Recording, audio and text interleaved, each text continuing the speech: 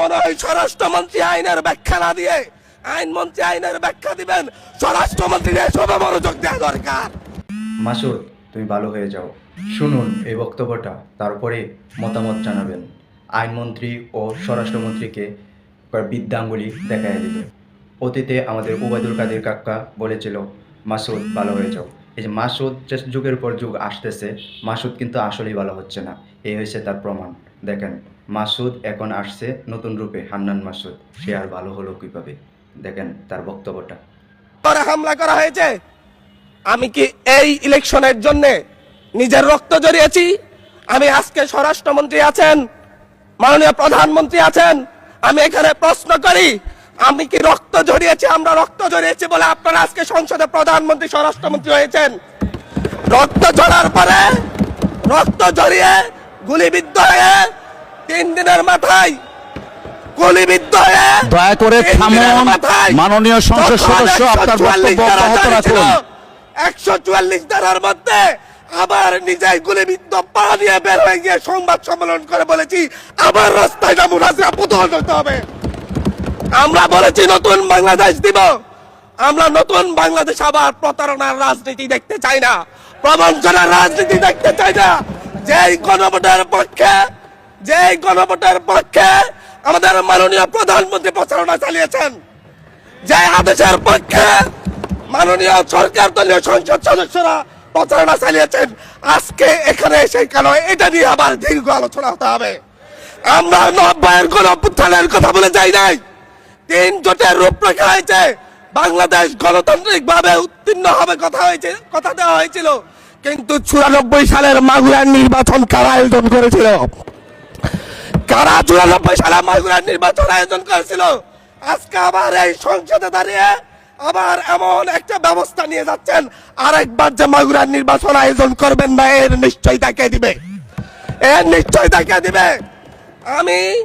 আমি আমার সবচাইতে কম বয়সী প্রার্থী হিসাবে নিজের প্রার্থীটা জমা দিয়ে এলাকায় গিয়েছি প্রচারণা করতে। 3বার হামলা শিকার হতে হয়েছে। আমি সংসদ সদস্য হিসাবে এলাকায় গিয়েছি, সেই জায়গায় আমার উপর হামলা করেছে, সরাসরি ভিডিওতে দেখা গিয়েছে। অস্ত্র নিয়ে, দেশীয় অস্ত্র নিয়ে আমাকে কোপাতে আসা হয়েছে। তারা কারা? ওরা তো তারাই যাদের প্রত্যেকের হাতে বিএনপি দলীয় নেতা কর্মীদের রক্ত লেগে আছে, প্রাণ লেগে আছে। এই বিশ্বাসঘাতকতা মাননীয় স্পিকার, এই রাষ্ট্র আর সইবে না। আপনারাও সইতে পারবেন না। বিশ্বাসঘাতকতার মূল্য এই দেশে আবার দিতে হবে আপনাদেরকে। যারা আপনাদের ভাইদের রক্ত জড়িয়েছে, খুন করেছে, খুনের মামলা আছে, তাদেরকে আবার পুনর্বাসিত করে আমাদেরকে খুন করার জন্য লেলিয়ে দিচ্ছেন। চট্টগ্রাম থেকে এক সাংগঠনিক নেতাকে পাঠিয়েছে অস্ত্র সহ আমাদের লোকজনের উপর হামলা করতে।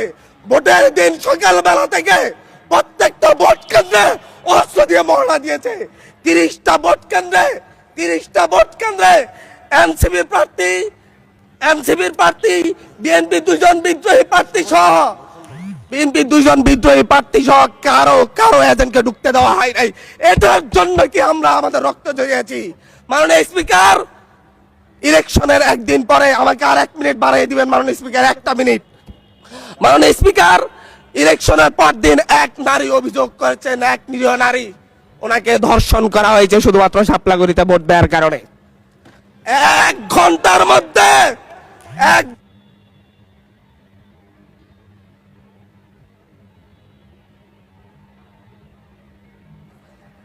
ধন্যবাদ মাননীয় সংসদ।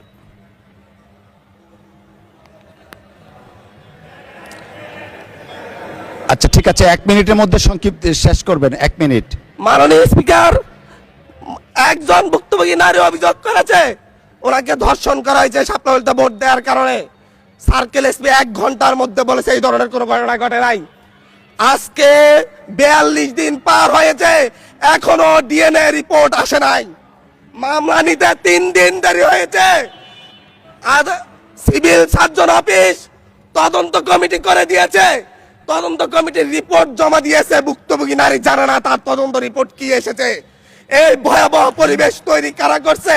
আমার মনে হয় স্বরাষ্ট্রমন্ত্রী আইনের ব্যাখ্যা না দিয়ে আইনমন্ত্রী আইনের ব্যাখ্যা দিবেন, স্বরাষ্ট্রমন্ত্রীর এসবে মনোযোগ দেওয়া দরকার। স্বরাষ্ট্রমন্ত্রী মনোযোগ দেওয়া দরকার। সারা দেশে কোথায় কোথায় সন্ত্রাসীরা রয়েছে সেই সকল সন্ত্রাসীদের তালিকা করে তাদেরকে বিচারের ব্যবস্থা করা দরকার। স্বরাষ্ট্রমন্ত্রীর উচিত ধন্যবাদ মাননীয় সদস্য। নেতা কর্মীরা হত্যার শিকার হয়েছে তাদের বিচারের ব্যবস্থা করা দরকার। ধন্যবাদ মাননীয় সদস্য।